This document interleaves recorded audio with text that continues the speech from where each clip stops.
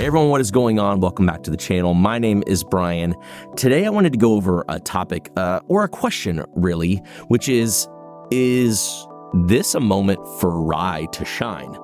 It's something I thought about at the end of last year. When I was doing my wrap-up videos, I was going through, and I wasn't going to do a rye-specific video because I didn't think that there were enough ryes for me to put in a rye-specific video going back through my list.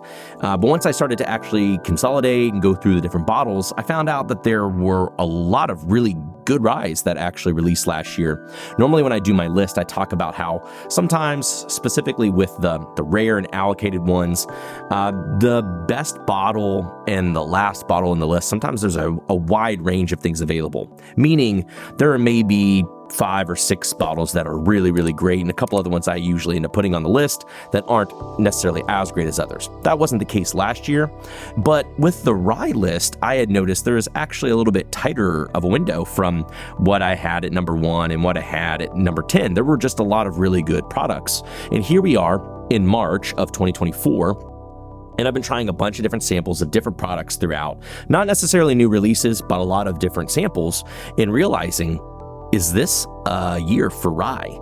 It wasn't something I initially thought about going into 2024, but there are so many things that I've been tasting, and you may have seen my kind of short video that I did of 3 of my favorite ryes that I've released so far this year. And I don't necessarily want to rehash that same information, though I will probably talk about those bottles here on this list. I want to kind of just give a rundown of some ryes all across the spectrum from different distilleries that I've just been really excited about this year. And maybe those are things that you're able to get. Maybe it's things that you could put on your radar. Maybe it's things that you have had already.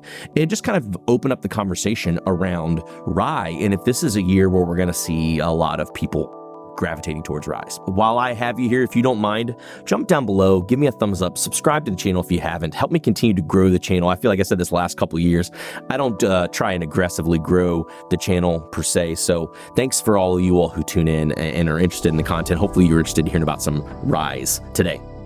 Well, let's kick it off with one that released last year, but I just got my hands on it recently, and this happens to be the Sagamore 8-year rye. Now, the main reason I wanted to get my hands on this rye is because after my Ryes of the Year video last year, so many people were mentioning that this was one of their favorite ryes of the year. And my buddy recently was in Texas, found a couple of them, brought me one back. We opened his while we were just sitting around outside, and yeah, really good rye. I feel like something that I'm seeing in a handful of the ones that I'll bring up today is that they have really decent age statements. Let's go ahead and jump into one that we did talk about on the video too, which is this Green River rye. We're seeing products come out accessibly, inexpensively. So this is 95 proof from Green River. We saw that their weeded and the regular bourbon came out last year, I believe, or the year before, and a lot of people really gravitated to those for kind of some lower end, budget-friendly pours that don't sacrifice on the flavor. But this one, I want to say, also comes with that same 5-year age statement as the other ones, or at least pretty close to it, and is a really approachable, drinkable rye, and one that I feel like is easy just to recommend to somebody who just wants a rye. And I'm one who normally will throw ryes into old fashions. I feel like they carry a little bit better, so this is definitely one that I can recommend if I'm not doing something with a little bit higher proof. But kind of moving on to some other places, another one that if you watched my video last year, you might be familiar with, but we had a Tumbling Dice, the small batch rye, 8 years old. It actually ended up coming out, I want to say, as my rye of the year, and just tons of complexity, tons of flavor, getting up there in age. And then shortly after the small batch run, we actually did a pick for a single barrel. We might actually still have some of these available. And man, this was really hard for me, kind of comparing this one to the small batch. There's a lot of interesting things that come out when comparing the two. And as is normal with comparing small batch products to single barrel products, I'm one who doesn't necessarily always think that a single barrel is better than a small batch. And when it comes to the Tumbling Dice, I really think that there are some trade-offs going to the single barrel from the small batch. I think overall, I probably prefer the small batch to the single barrel, although there are some complexities and some really interesting flavors that might score this a couple of points higher in different areas too. Given the night, it might trade off, but when this came out almost immediately after doing my review of the list, it was hard for this not to go ahead and be on my thoughts for 2024 as another really great rye. And while we're talking about ones that have really good age statement, we're seeing labels like O.K.I, and they're bottling higher proof ryes and bourbons alike that we're seeing this year. 11-year ryes are going to be coming out. I think 11 and 12-year bourbons are coming out, and similar with Nashville Barrel Company. Now, this is really interesting because I'm pretty sure that these barrels have been in possession by Nashville Barrel Company since they were 5 or 6 years old, and they've been just kind of continuing to mature and age. And we recently were able to pick up one of these 11-year ryes from Nashville Barrel Company, and as of right now, probably my favorite rye that I've had so far this year. Crazy complexity. I just like a good age statement, and it reminds me of like Kentucky Owl Rye or something like that. One of those good age stated, relatively high proof ryes. And it's been really enjoyable. But again, as we kind of continue just to scatter around some of the other releases that I've seen so far this year, we're no stranger to Peerless, and we're no stranger to Peerless doing small batch ryes as well as single barrel ryes. We've continued over the years to see their age statement go up. They first came out, I think, about 2 years old, then they hit 3. And this one right here, this is a Bourbon Pursuit pick. This barrel date was September 2016. So this is a 7-year rye, probably, I believe. One of my favorite things about Peerless in general in their single barrel program is that there is a lot of variety of the flavor pockets you'll run into, and this is both bourbon and rye. With this particular rye, I actually don't know that I've had another rye, maybe one other from Peerless, that had this type of flavor profile. The nose was like maple and rainbow sherbet. The palate, while having baking spices, was just more custardy than anything. Kind of a desserty, creamy, really kind of sweet leaning eclair type of rye, which drinks more like a bourbon than it did a rye, but was just fun flavor profile to run into, and just reminded me of how much I enjoy the single barrels from Peerless and just seeing some of the unique flavors that they bring out. But this one specifically was just really, really enjoyable. Again, on my little short video, I did talk about 5-year Middle West Spirits rye that we picked, but then I feel like I've seen this bottle pop up before. This is a double cask collection ported pumpernickel 5-year rye. This comes in at 98.5 proof, but man, an awesome finished whiskey, an awesome finished rye, and just a really delicious example of Middle West. The pumpernickel ryes specifically have a really unique flavor profile. I'm seeing more people notice them, more people be able to find their products, and just another good example of some interesting things taking place with ryes on the market that aren't necessarily from some of the big box people we hear about. I think that's one thing that's pretty common about all these bottles that I'm talking about today, is that we're not really talking about heritage brands here. I mean, again, take for an example another one I did talk about in that little reel video, the Kings County Empire Rye Barrel Strength. I mean, this was a huge, full flavored rye, just very burly, very heavy, out of New York, tons of dark flavors, dark fruits, really saturating pour.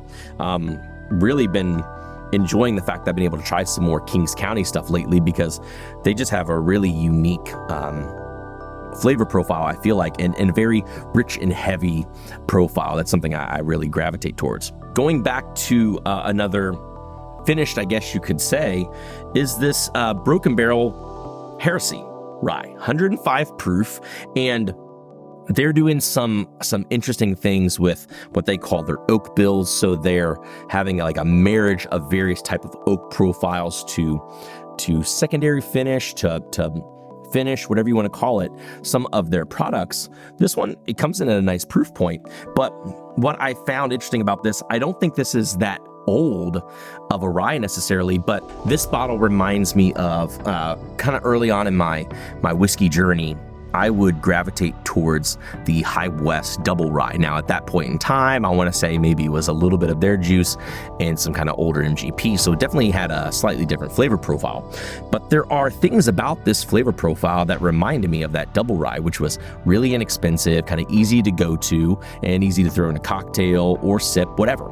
And there's things about, again, this heresy rye that remind me of that type of flavor profile. I think really what it is maybe the way that it highlights kind of the ginger, the clove, the pepper, cinnamon type note. It's like a little bit on the kind of bright side of things, but I think the finishing that it has kind of gives some more depth, some more brown sugar, a little bit more coating mouthfeel that I really like about this. It's not quite like Midwinter Night's Dram, but I would say this is kind of an interesting marriage of like maybe what kind of flavors you notice in the double rye combined with a little bit of Midwinter Night's Dram. Not necessarily overly finished, but I was really surprised with this. And then the Broken Barrel cask strength bourbon as well. Both products that I just, again, it's nice to try some things that aren't usually on the radar and kind of just compare them when you're just getting to try so many different things. Another one of my favorites, though, that I've said in the last couple of years was the new Riff malted rye, and I don't have a bottle of it here,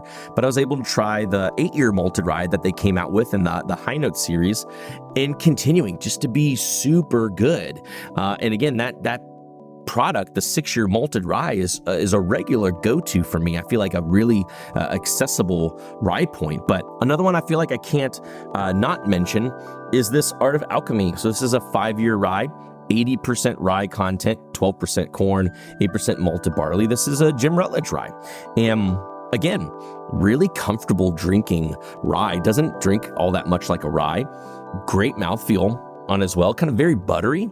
And I will say, I will feel a little bit bad if at the end of the year when I'm doing a rye of the year list, you see some of these offerings in there. I'm not meaning to go ahead and make a video like that, but given my recount of the ryes from last year that I really enjoyed, and being able to try a myriad of these ryes so far in the 3rd month of the year, it just begs the question, is this the year that we're going to see a lot of really great well-aged ryes come out from distilleries accessibly and compete with a lot of the other products that are there on the market? When you really boil it down, I would say at the end of the day, we're all looking for enjoyable drinking whiskeys, regardless of what those are.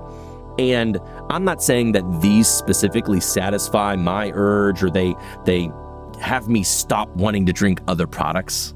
I'm not saying that, but they're definitely scratching a lot of itches for me. And I'm curious if you all are running into similar experiences as well with ryes that you've been able to try. Guys, thanks so much for tuning into another video. I hope this was insightful, informational. Hope maybe it put a couple of brands either on your radar or just had you thinking, hey, if I'm enjoying rye, am I paying attention enough to some of the products that are coming out from various places? Is it time that I should be paying attention to some other rye products that go on? And I hope so. I think that there are a lot of things worth watching, and I'm excited to see what continues to happen the rest of this year with these products. Thanks again for tuning into another video as always, guys. Let me know what you think about this type of format. Again, I'm kind of just weaving in and out of a lot of things, not specific purpose, not specifically reviewing things, but maybe just kind of taking analysis and kind of looking at products that are coming out as a whole. My goal, especially since working at Sealbox, has been I'm able to comb through a lot of different things, and what I hope to do is summarize some of my favorite things, and that if you all align with my palate or over time you've learned to trust things I say, my hope is that when I do reviews, whether they're the short reels or whether they're a video like this, that you know I'm probably talking about these bottles because they're things that I've really enjoyed out of all the things that I've been able to try. But if you have any questions, feel free to leave me a message, slide into the DMs on Instagram, any of those things. And again, subscribe to the channel if you haven't already, if you're enjoying this content and you want some more. Thanks again, as always, for tuning into another video, guys. And until next time, we'll see you all later.